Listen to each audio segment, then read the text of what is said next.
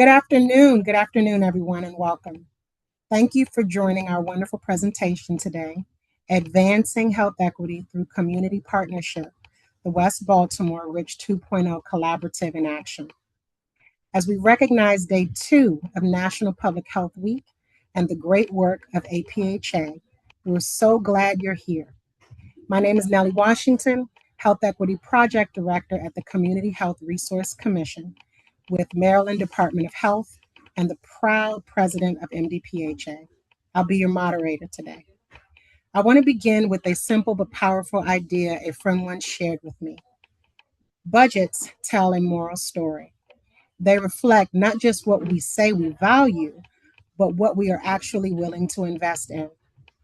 That's what makes initiatives like the Health Equity Resource Communities, aka HERC, grants, and funded programs like the RICH 2.0 so important. They represent Maryland's commitment to turning policy into practice, improving access, strengthening prevention, reducing avoidable hospital use, and improving health outcomes in communities just like West Baltimore. Today's discussion highlights the great work of the University of Maryland School of Nursing RICH 2.0 program, one of 12 five-year HERC grants funded through the 2021 Maryland Health Equity Resource Act and administered by the Community Health Resource Commission. A huge thank you to our wonderful Maryland General Assembly for this actionable commitment to advancing health equity. Today, you'll hear from the passionate leaders across the UMD School of Nursing programmatic team who are helping shape equity, community-centered care, and health outcomes within their respective communities and for their residents. We'll explore how RICH 2.0 is poignantly improving access and quality of care, addressing social determinants of health, and strengthening those communities' connections. To begin, I'll invite our panelists to introduce themselves. Dr. Ogbuelu, please state your first name, last name, your role, and connection to this work, and then please pass it on to the next panelist for their introduction. Dr. Ogbuelu? Good afternoon, everyone. So delighted to see so many people online and some friendly names here as well. I'm Yolanda Ogbuelu. I'm the Dean for University of Maryland School of Nursing, a health equity researcher, and project director for the West Baltimore RICH Collaborative. Really happy to meet you. And I will hand it over to our Janet North Gabor. Good afternoon. Good afternoon. I'm so happy to be here as well. I'm Janet North Gabor. I am the Community Program Co-Director for the West Baltimore RICH 2.0 Collaborative, and I'm going to hand it on off to Assunta Johnson, my Co-Director. Good afternoon, everyone, and welcome. Thank you for joining us. My name is Assunta Johnson. As Janet mentioned, I am the additional co-director for the West Baltimore RICH Collaborative. I'll be passing it to Tori Ibrahim. Hello, my name is Tori Ibrahim. I am a community outreach worker with the West Baltimore RICH 2.0 Collaborative, and we'll talk more about my role during the panel. So that's all. But thanks for having me. It's nice to see you all. Hey, thank you. Thank you all. There's going to be a lot of great information today. To our wonderful guests, please be sure to drop any questions into the chat, and our wonderful president-elect, MdPHA President-elect Doreen, will relay them accordingly. So to ground our conversation today, I'd like to start with a question for our program lead, Dr. Ogbuelu. What does health equity mean in the context of the needs of West Baltimore, and what inspired the development of the HERC RICH 2.0 program? Sure. Thank you so much for that question. Health equity and equity in general is at the heart of everything we do for the program, along with social justice, inclusion, and really developing a sense of belonging. I was drawn to developing the RICH program, not only because I grew up in the neighborhood and absolutely love Baltimore, but because the work touches me at my really basic core values. I think I'm no different than anybody on this call. We all have dreams for ourselves, for our families, for our communities. But having grown up and lived and worked in Baltimore for most of my life, I know that not everybody in Baltimore has the same opportunity to really make their dreams come true. There have been historical laws, social practices that have placed more value on some individuals than others, sometimes based on social categories, racial categories, and just in the neighborhoods, the places where we're born, we live, and we grow. I believe, like all of you, our zip code shouldn't dictate our health or our ability to have a best opportunity in life. But I remain optimistic and very hopeful. That's a theme that I carry with me every day because I do think we can achieve equity in our future. Because if people created these laws and these practices, then people can reinvent them. So I'm grateful to the Health Equity Act of 2020, which set the stage for programs like the West Baltimore RICH, because my dream was that if more organizations worked together, we could knock down the barriers that prevent us from having optimal health. Thank you. Thank you, Dr. Ogalu. Wonderful entry and an organic segue into the presentation. Doreen, could you begin with just putting up the slides? So thanks, everybody. We're really looking forward to this being an interactive discussion. But we wanted to just start off by giving you a little background on the West Baltimore RICH Collaborative. The RICH Collaborative, RICH stands for Reducing Isolation and Inequities in Cardiovascular Health. As you'll learn from RICH 2.0, we also focus on mental health. So this may be a little tricky, but let me make sure I can move the slides. So we're really fortunate as the West Baltimore RICH Collaborative because we are really grounded in long-standing partnerships. If you're from Maryland, you might remember that the state had initiated a program called the Health Enterprise Zone. And the West Baltimore group, at least some of the partners that are part of RICH, were also part of the HEZ. And then when the opportunity came for pathway grants, we submitted a grant that really pushed forward that work in a different and stronger way. And because of the success of that work, we were able to become part of the Health Equity Resource Community, which we fondly call HERC. And that's what we'll be talking about mostly today, but we will share a bit about the journey we've been on. So one of the things we say all the time is stronger together because this work cannot be done without a collaborative. Very often you find that care is fragmented, but when organizations are able to work together, we can actually accomplish more. So that was really a framework for this. And so it was how do we bring together academia, faith-based organizations, community-based organizations, and healthcare organizations to make a difference in terms of hypertension and mental health. And so here you'll see the list of our partners. We couldn't accomplish anything without our partners. And these are partners that have been with us for some or part of the journey. The ones in green are the ones that are still with us and partnering with us on this really important work. And we'll welcome questions about this later.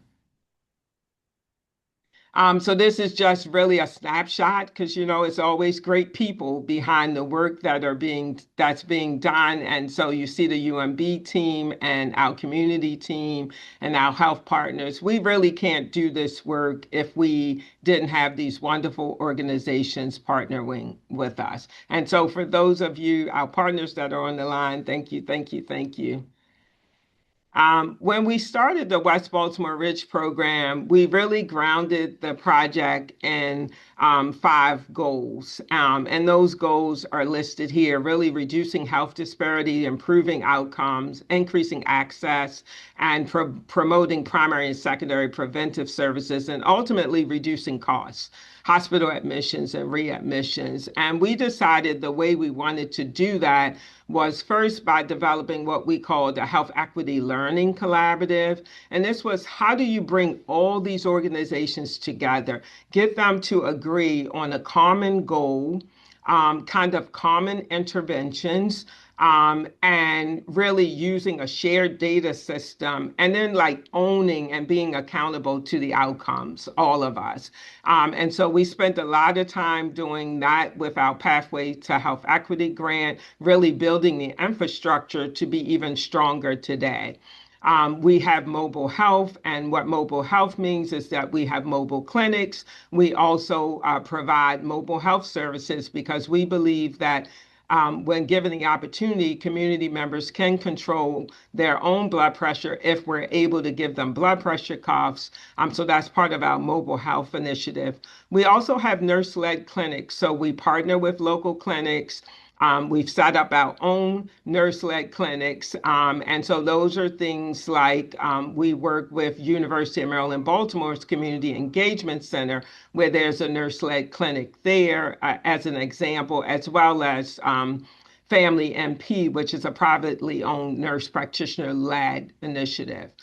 We help families by addressing social determinants of health. A lot of that is done by our community health worker model that's housed here at the School of Nursing. And then you will see us all around the city. And when I say us, I mean all of our organizations doing primary and secondary prevention events. So how does it really work? You might wonder. So, whether it's at our nurse-led clinic or our healthcare partners like University of Maryland or Ascension St. Agnes, or at a community event or mobile health, most of our participants are then connected to a community outreach worker. That community outreach worker enrolls the participant, identifies their needs, and then connects them to a resource. One of the things we try to do is connect them to a resource immediately. If they have hypertension, they also receive a blood pressure cuff, and then we follow them for 6 weeks. And we're really excited about the early outcomes we're seeing with that. So let me just share a little bit about our outcomes from the Pathways for Health Equity grant. We ended up predominantly seeing African American participants. That has to do with the zip codes that we serve. Most of our participants, as you can see here, were 45 and over 80-something%. And most of our participants were female. We distributed 925 cuffs, and this was impressive because it took a little while to set up the program, but this really happened in about a 15-month period. What was really surprising to us was more than 1/4 of participants that had hypertension didn't even know they had it. And we always talk about hypertension as the silent killer, but when people don't know they have hypertension, they're not addressing it. So through the screening process, we did identify 26% of the people that didn't even know. When we talk about social determinants of health need, particularly in Baltimore, at least for all the individuals that we enrolled in the program, 96% of them had at least one social need. Another thing that we measured in the Pathways grant was social isolation, a topic that's near and dear to my heart. But it's also important because social isolation is associated with cardiovascular disease. People that are socially isolated are 3 times more likely to have a heart attack. And so we focused on trying to reduce social isolation by referring people to social support groups as well. And so you can see from here that we did have, when you look at sometimes and usually always, we had about 35 to 40% of people that felt some form of social isolation. We touched 7,000 people in our first Pathways for Health Equity grant, of which 2,000 were enrolled in the program. And you might say, how do you touch 7,000 people and enroll 2,000? Well, if you've worked in Baltimore, you know it takes a while to build trust. And we also needed participants to agree to share their data with CRISP. And so we were able to enroll 2,001 people in about 18 months. And so we are really excited about this work and the number of people we were able to touch. That led us to RICH 2.0, which focused on reducing isolations and inequities in cardiovascular and mental health. And so RICH 2.0 continued with many of the same partners, but now we're one of the Health Equity Resource Community Grants. And so one of the changes here was we expanded our zip codes. In RICH 1.0, we had 4 zip codes. By the time we got to RICH 2.0, 7 zip codes. And why mental health? Over and over again with the Pathways Grant, we found that the stress, the anxiety, the mental distress that people were experiencing was contributing to their hypertension. And so we felt that it was very important to look at both of these things together. And I'll just go quickly to share some of the rich outcomes that we have at 18 months. We've enrolled a total of 1,357 people in RICH 2.0. 73% of those participants have high blood pressure. And that's really important. 70% of those folks that do have high blood pressure, we've been able to provide them with most of our intervention. When we talk about our intervention, we give them a blood pressure monitor. We educate them on hypertension and talk about lifestyle modification. And we follow them up at 2 weeks, 1 month, 3 months, and 6 months. And then we refer them to other orgs for medication support. What we've seen is if we have a participant that stays with us for 6 weeks, we're able to reduce their blood pressure by 5 millimeters of mercury. We're also able to for those that are uncontrolled, they have controlled blood pressure. 53% of them have controlled blood pressure. We continue to give out free blood pressure cuffs and follow them up, and that's really making a difference. 93% of people still have a social determinants of health need, and we're able to provide them a referral. Some of these findings are interesting because most of our participants have insurance. So 91% of them have insurance and 87% of them have a primary care provider. And this just shows that these types of programs are still needed, even when they have insurance, even when they have a primary care provider, to give them the additional support that they need. So we really want to spend time talking to you and answering your questions. But I thank you so much for being here today. And I'm really grateful to my team because and to our partners, because this is really about shared collaborative work. Thank you so much. And we'll take the rest of the time to answer questions. Back to you, Nellie. Oh, what rich is a befitting descriptor for this program. Multi-dynamic and multi-layered. Can you speak, Dr. Oglu, to the evolution? You talked about kind of beginning with the HEZ into the 2-year Pathways program and now the HERT. Could you kind of speak to some critical lessons that you learned that shaped that transition? Sure. Thank you so much. So the HEZ, I was, University of Maryland School of Nursing was not a direct partner in the HEZ. But we know overall that the HEZ were really short-term grants, and people had a hard time making really successful, long-term, sustainable strides and trying to do that. And the state had invested quite a bit of money. And they wanted to see that. We're really fortunate to be in Maryland because we're fortunate to be in an environment where they're very committed to health equity. I speak about this program nationally and people say, we don't have this in our state, right? So we have substantial commitment. So the state, despite those outcomes, didn't give up. They came back with the Health Equity Act. And they designed the program in a way that it would allow people to be successful. First, by offering the Pathways for Health Equity grant. So the group that was part of the HEZ reconvened that group. And then they invited me in and asked me to help them figure out and chart the path forward for the Pathways for Health Equity grant. And I thought somebody was going to take it on. We spent a lot of energy, and then they said, "No, Yolanda, we brought you in because we need you to do it." And so we decided that we would go ahead and apply for the Pathways for Health Equity grant. Really great leadership from a lot of organizations to get that grant out and get it started and to work together.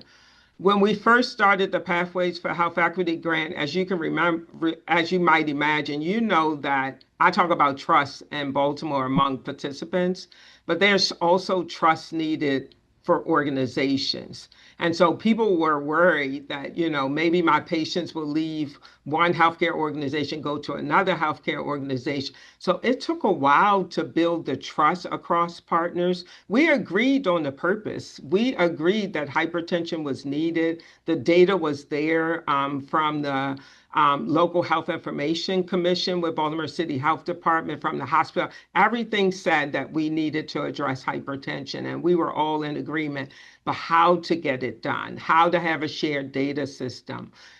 The first Pathways for Health Equity in the beginning, it was a little messy because we were using different data systems across different organizations. And I hired a consultant to merge those data points together. Our School of Pharmacy, they were very instrumental in like, how do you get it all to work together?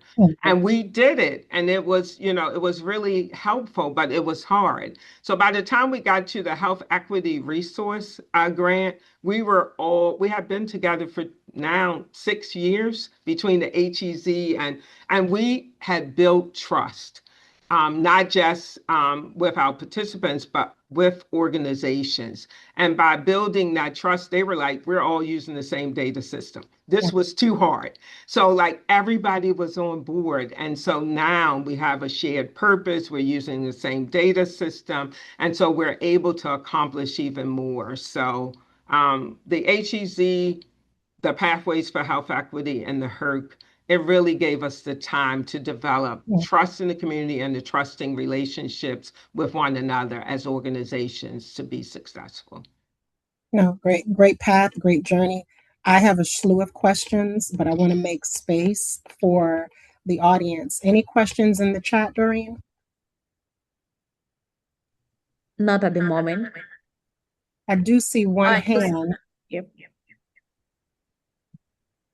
Greetings and hi, Dr. Yolanda. Hi, team. Hi, everyone. Thank you for this presentation. I did have some questions, but Nellie, your questions and Dr. Yolanda, your responses kind of cut, checked. But I did want to know, is Rich 2.0 partnering at all with the Maryland Department of Health Centers for Disease Control and Prevention or Baltimore City Health Department? And the reason I ask is because they have a multiple CVD initiatives, including I know Baltimore City Health Department is funded to implement a Healthy Heart Ambassador program, and they give cuffs as well. So I was just wondering, sometimes like with the recruitment, is there some partnership or collaboration, or is it kind of like a conflict with the participants? So I'm going to hand this off to my two community program directors. Shanta, great to see you again, and a really good question. So we are open to partnering, and part of why we have so many organizations we're partnering with is we try not to duplicate efforts. But I will turn it over to Janet or Santa, whoever. Santa, you want to say? Sure. Thank you so much for that question. It really goes to what the Dean has said multiple times. It's really collaboration over competition. And we've spoken with the Baltimore City Health Department. We're always talking as they launch programs in Park Heights, doing the same work. We always try to stay up to date with each other to see how we can refer bi-directional referrals for participants into each other programs. It's really about what the participant needs and how we can all work together to serve them. So we're seeing, like you said, similar programs, but we are working in collaboration with them and staying on and just staying relevant with the up-to-date information that's happening and connecting the patients where they need to go. Sure, I think overall, like hypertension is such a huge problem in Baltimore City that we need a full team. We need other organizations to be working in this space. We need to be working in this space as well. And then I have a follow-up question. Sure. You mentioned that I think you said like over 80% of the participants, they actually have a primary care provider, or they have health insurance. Do you have any proposed ideas or possible solutions as to how healthcare could better collaborate with public health and vice versa to address this? Sure. No, I'm a neonatal nurse practitioner by training. So I was in clinical practice for 20 something years. And I can tell you a bit of what drove me a little crazy and out of clinical practice is the disconnect between social and medical care. And we know that they need to be tightly connected in order to have good outcomes for patients. And I saw year after year. So that's what drove me to academia to get my PhD to really work in the health equity space to see what we can do. There's fragmentation. A lot of this work and honestly, a lot of this RICH program's success is because of our community-based organization partners, right? And so hospitals having a stronger connection to the CBOs that tend to really do a lot of heavy lifting. Also, the community health worker model could be integrated more in the hospital because they are from Baltimore, they speak the language, they're able to connect with people in a different way. For our team, most of our team is from Baltimore. And I do think that that really makes a difference in terms of the ability to be able to reach into the community. Thank you very much. Great question, and hi, Shanta. Great answer as well, Dr. Ugulu. This may be a question for our wonderful community health leads. You speak about kind of the marriage between, healthcare and, social needs address. Asante, if I can direct this question to you, what are the most pressing health disparities affecting West Baltimore right now, and which social determinants are driving those disparities? Thanks, Nellie. When we sat down and all got together to develop RICH 2.0, we looked at the things like the community health needs assessment from the state, from the health department, as well as our counterparts at the healthcare systems to see what were the most pressing issues. And we saw that heart disease in terms of hypertension, as well as mental health, food insecurity, those things were coming up on an ongoing, repeating basis. And that's really how we selected our pressing issues to work on. And as we're out there talking to individuals, we're meeting folks, where we're enrolling them into the program. Many families and participants are saying, they're describing that the contributing factors are, of course, education, physical environment, job opportunities, the lack thereof, inadequate inadequate access to fresh foods. So we know in West Baltimore, it's kind of hard to find a full service grocery store, depending on where you may live compared to other neighborhoods in the city. So of course, it's the, everyday stressors that folks are still describing, where we're really trying to grapple with and assist them with on a daily basis. Thank you. Thank you for that response. Janet, if you can kind of speak to, with so many layers and so many different types of social needs, how do you all prioritize the SDOH to address first with such limited resources, especially in light of our socio-political climate and all of the recent cuts that many of our grant-funded programs have had to digest in the last year? Yes, thank you for that question. So prioritization really happens both kind of data-driven and human-centered, but most importantly, it has to be human-driven. So with the collaborative, the participant determines the priority, not us. So together we look at urgency, the impact of their health outcomes, and kind of feasibility and leverage. So the urgency being we address the needs that directly impact their survival. and that has an immediate impact. So it could be the housing, food, medication access, things of that nature. If someone has to choose between food and medication, we can't really focus on getting your heart health together if they need food. So we have to find out what's important to them. And we also prioritize SCOHs that are tightly linked to our core goals, our core outcomes, blood pressure, and then mental health. So different kind of chronic disease management. So with nutrition, stress, mental health, and access to consistent care. And then we kind of leverage with who we have in our community partnerships. So we directly connect to our partnerships just to cut the red tape so they can move smoothly through getting the access that they need. And that could be local food banks, it could be transportation, our faith-based organizations. And sometimes this most strategic move isn't solving everything. It's just solving what unlocks possibly everything else. Great response. Great response. I want to make room for our audience. Any questions? All right. I Yes, we believe do that. have questions in the chat and a hand up. Okay, Doreen, I'm going to let you lead that. You can either Okay, lead or call on someone with the hand raised. our first question is from Kim. She says, thank you so much. Do the participants talk about their roles as family caregivers and how this impacts their health? So yes, one of the things I think Tori will get into a little more is that we talk to people that have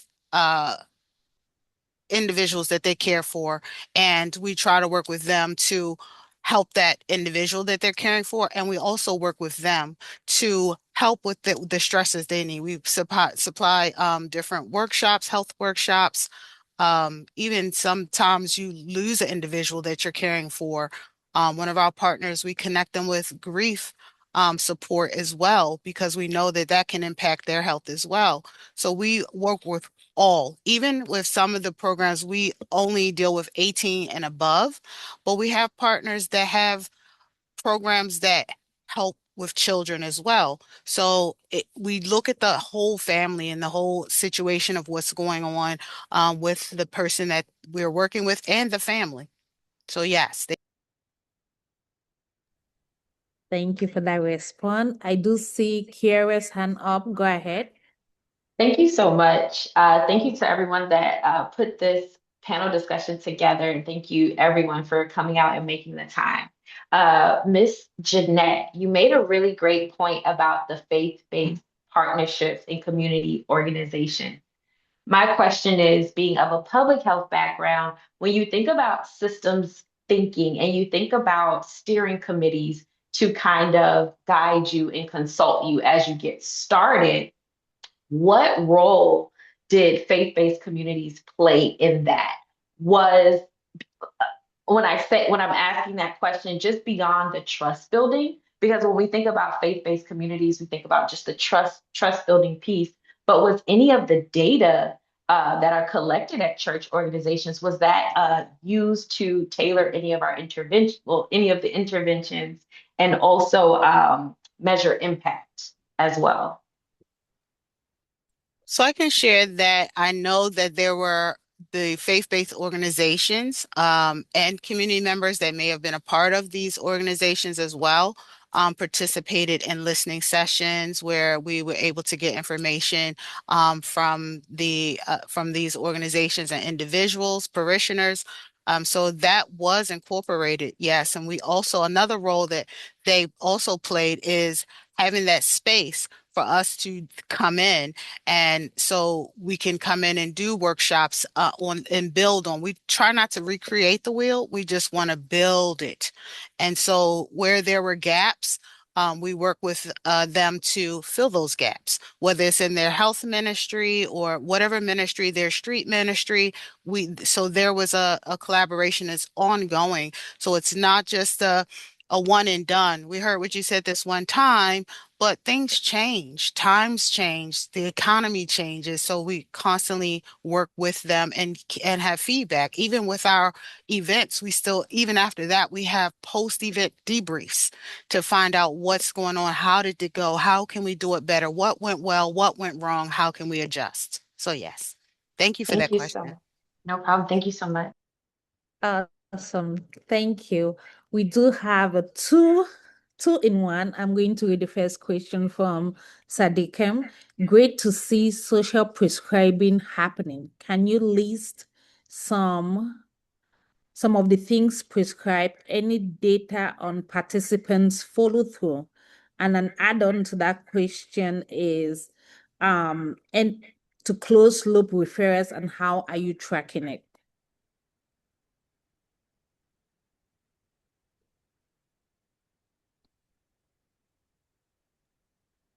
Well, I'll take the first question just to talk about some things for the social prescribing.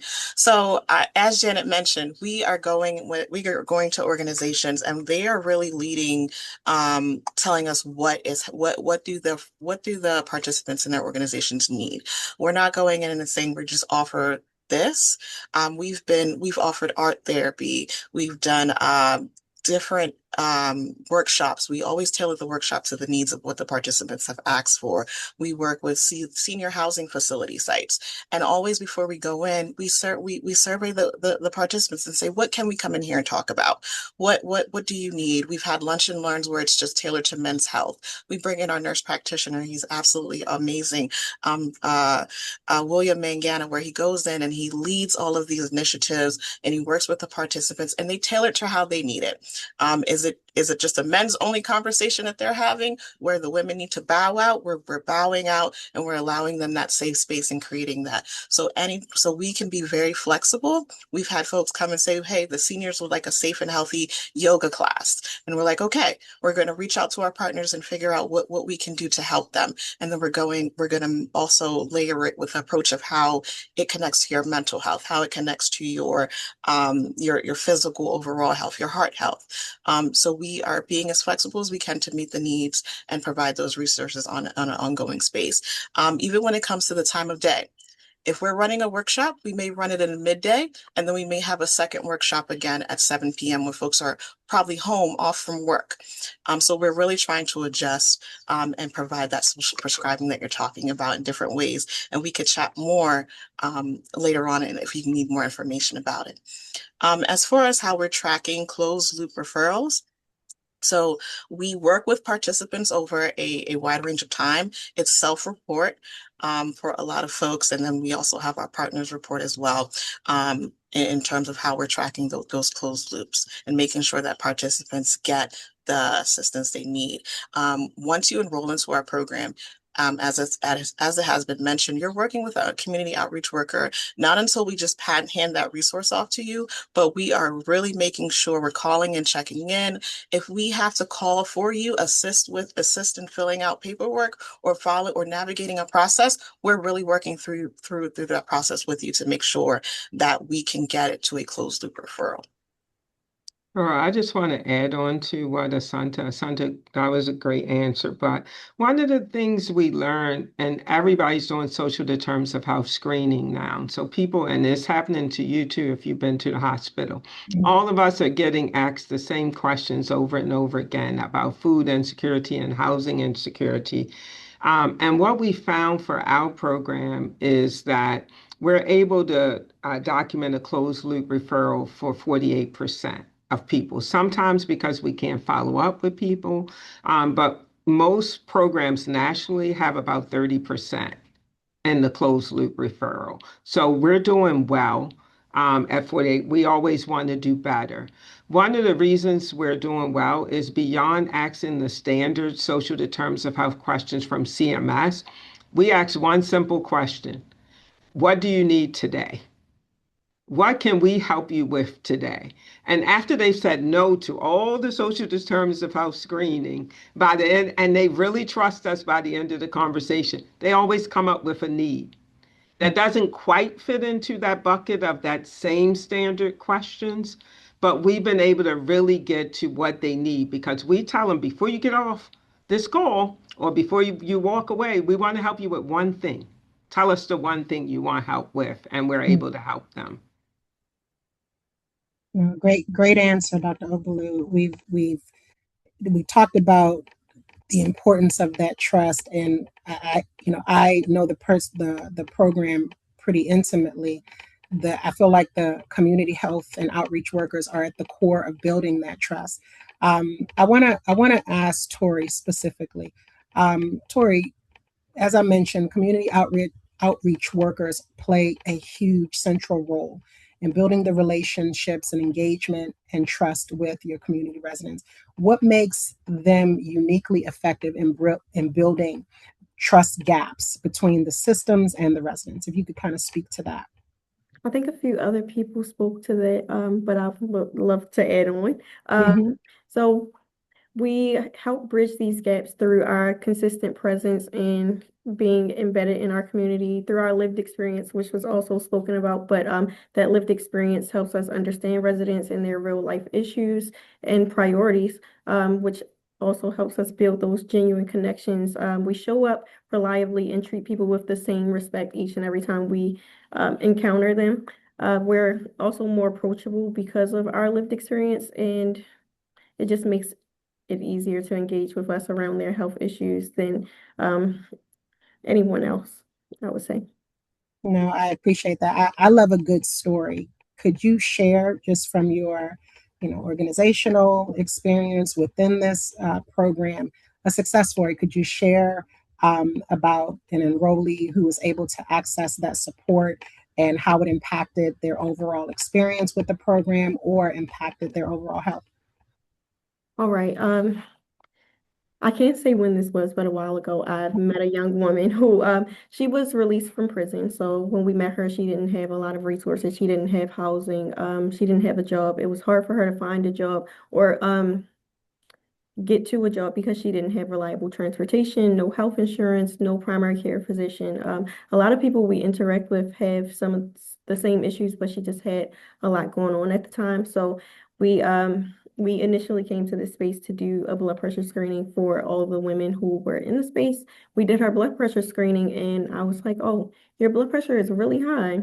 So again, we asked those needed questions to get enrolled in our program. So we asked her questions, and that led to just knowing that she needed a lot of additional resources. So during that process, we connected her to one of our direct partners in getting health insurance and a primary care physician, as well as a workforce development program with an additional partner.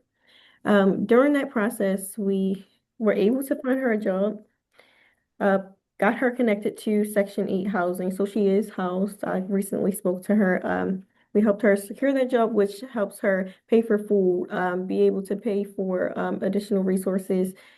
And through getting that job, she was able to connect to a free car program, and she wouldn't be able to apply if she didn't have the money to pay for the car insurance. So she now has almost all the resources she needs. And sometimes it's just nice to speak to her or any other participant. And she spoke to me about how she was really appreciative of our program. And it wasn't even for her getting access to a job, getting access to a car. She said, "I'm just happy that I wasn't able to eat a while ago, and now I have too much food." And I was like, "That's really amazing." So that's a story that really makes me proud about our program and makes me see that we're actually making change.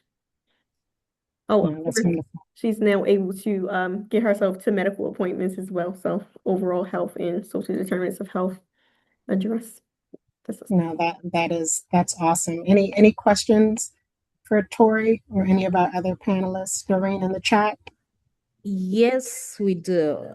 I'll try to summarize it. There's a question in regards to, have you observed any connections between participants' experiences with community or interpersonal violence and the quality of their health? I would say that is a story. I think all of our participants, I'm sorry, I'm going back to this question. I'm sorry, could you repeat that question actually? I can't. Sure, Tori, it was about like violence, interpersonal, and how that has impacted us in the program, our participants. Yes, I think I'm somewhat personally impacted by community members' issues because I'm very caring. I do know there was a man we met who was in a violent relationship, and he was like, even if you just give me some health-based resources today that will help my problems, that will help me because he was in a relationship that he wasn't able to leave his home. He wasn't able to get connected to certain resources, and he was threatened and was like, you cannot go to a hospital because I just don't want you to. So he was able to come downstairs from his apartment building and at least talk to us. So we were able to connect him to some major resources that day. So that was one story. Thank you, Tori. I would add to Tori's story by sharing when we wrote the proposal. And we were looking at the data related to hypertension. We found data that showed a significant relationship between violence and hypertension and cardiovascular disease in specifically in the zip codes that we were planning to serve. And over the course of the program, we've seen those personal stories, whether it's interpersonal violence, um, you know, uh, uh, or violence in general in terms of the grief that Asanta talked about.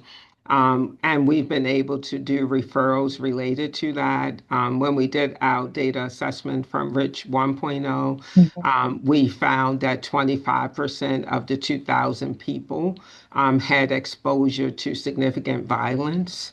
And so it is something, that is definitely, present in the program, and having people from Baltimore be able to work with community members and talk through that in terms of strategies on how to approach it has been very helpful. Particular shout out to Roberta's House. And because Roberta's House routinely runs social support groups around this, and they're a key partner in this project. Thank you, Dr. Ogbulo. Doreen, any additional questions?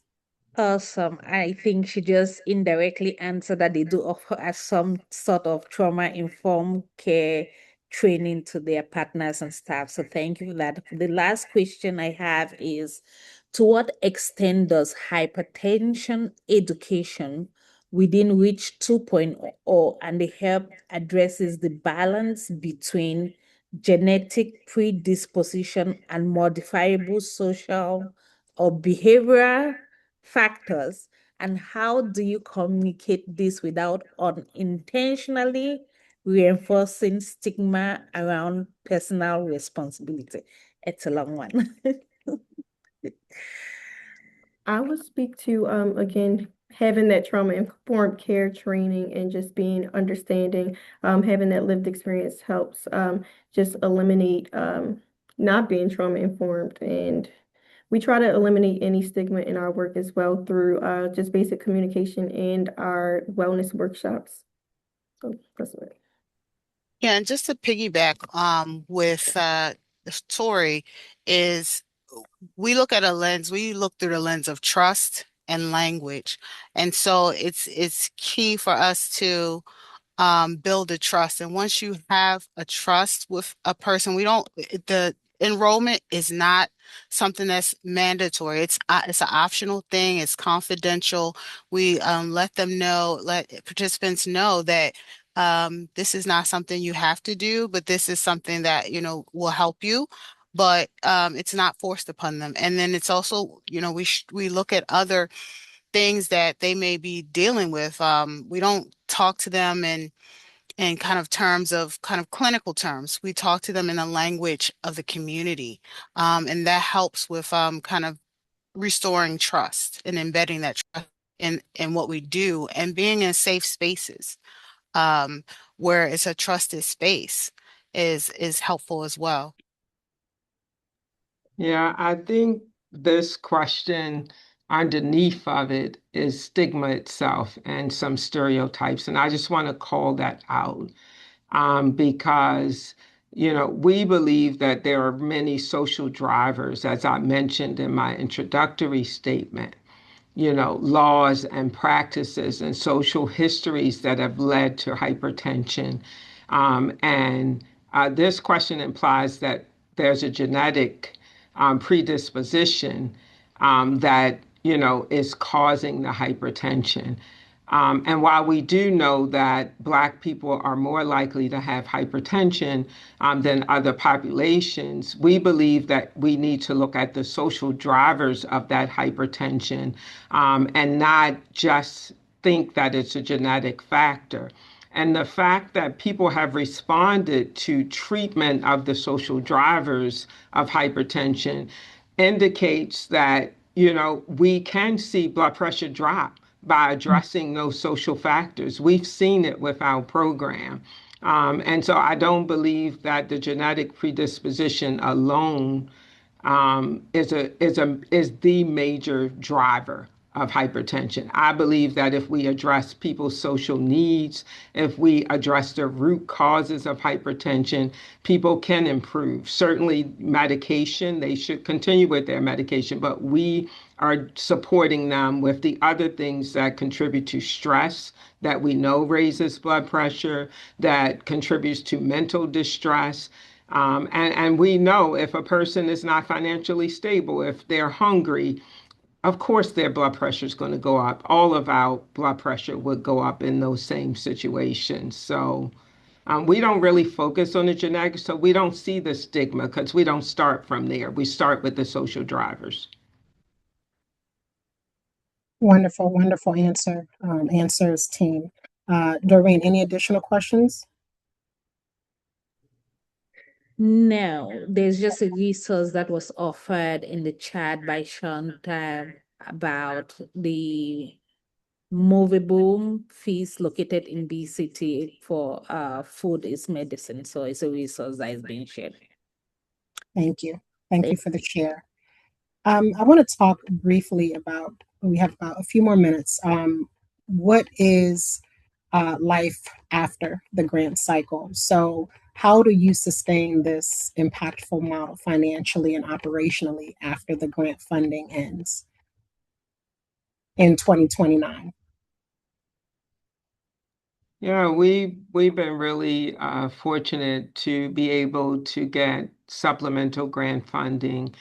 Before we started the West Baltimore RICH Collaborative, for example, we had a grant funded by Robert Wood Johnson Foundation that looked at the relationship between social isolation, community violence, and the lessons learned from that grant fed into the RICH grant as well. On the first slide, you can see B2B, which I forgot to mention, but belonged to Baltimore. That was the name of that project. And, obviously, we would love if some additional policies were in place. We get a lot of grief from community members, as probably many of you do, because sometimes when you run out of funding, you can't continue a program that's really good. And people want you to continue it. So we will search for additional grant funding beyond this. But one of the things I tried to do purposefully was to integrate the team slowly into my organization over time. And by partnering with the community-based organizations that continue to do the work, most of them are on the shoestring budget. They continue to do the work, whether they have a grant or they don't have a grant. We'll continue those relationships with them because it was really important to embed it into community-based organizations, into faith-based organizations. And I think Janet can speak to this a little bit more because we're also showing them how to do it on their own, how to continue it in a way that is meaningful. But we hope that we can sustain the program for many years to come through our partnership model. Thank you. You mentioned policy. If you had one additional resource or policy change, if you had a wish list or in an ideal world, what do you believe would have the greatest impact? resource-wise, policy change-wise in the state of Maryland? What do you think would have the greatest impact? Yeah, I mean, I think for me, and I've been at this work for many years now, but a model where the community could have more ownership of these programs, where the community members would have the funding for these programs and that they would be implemented. And, they might be subcontracting to me for a little bit of help, but community ownership, I think, would be incredibly important. And sometimes I dream of an organization where, communities, you want to come into a certain community to do a project and you have to get permission from the community, right? Because it's prioritized by what's important to them. That's dreaming. Okay, you gave me permission to Yeah, I dream. gave you permission. Yeah. And then I would love to hear Janet and Asanta's thoughts on this question too, if we have time, about what do you dream about for the future with this program? Yeah, we got about a minute. Please, let's hear it. One I'll be word. brief. Okay, Okay. okay, go ahead. Go Go ahead, ahead. I'll Asanta. be brief. I'll piggyback on what the dean said. Long-term funding, beyond 5, 10 years, that if we have data, we see that there are programs and initiatives that are working, that the participants are responding to, and it's moving in the right direction, that we could have stable funding, right? And having to pivot from grant to grant, sometimes it creates a gap, it creates a lag time, right? So just standard funders that can carry us through and really make an impact in the community. I'll pass it to Janet. Okay, I dropped mine in the chat and it says if we truly want to transform health outcomes, we have to stop treating community work like an add-on and start treating it like an infrastructure. Because the real innovation isn't just in medicine, it's how we show up in people's lives. And I should have put consistently on the end. What a strong close. Can we just have a virtual round of applause for these amazing humans on this panel? Just some parting words from me in closing. One thing is surely clear. Improving health outcomes in our communities is not just about treating disease. It's about addressing the conditions in which people live, connect, and thrive. What we've heard from this amazing team of powerful leaders, of change agents, is a powerful reminder that health equity is not a single intervention.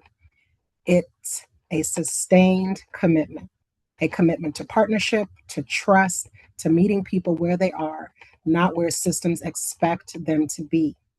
We've seen that even when individuals have insurance or primary care provider, barriers still exist. Social isolation, unmet basic needs, and gaps in coordinated care, all of which our wonderful team has spoken to today. And yet, we've also seen what's possible when communities, healthcare systems, and public health practitioners come together with intention. This work challenges us to think differently, to move beyond siloed solutions, to invest in our community-rooted approaches, and to measure success not just in numbers, but in lives meaningfully improved. The question we would all leave with is not just what did we learn today, but what are we willing to do differently because of it? Because ultimately the goal isn't just to build better programs like Rich 2.0. It's to build systems where equity is the standard, not the exception. Thank you, thank you, thank you. Thank you to our panelists, our partners, and everyone on this call, and all of our public practitioners committed to this work. Let's continue to push forward together. Thank you all for attending. God bless you all, and take care. Thank you. Thank you. Bye, everybody.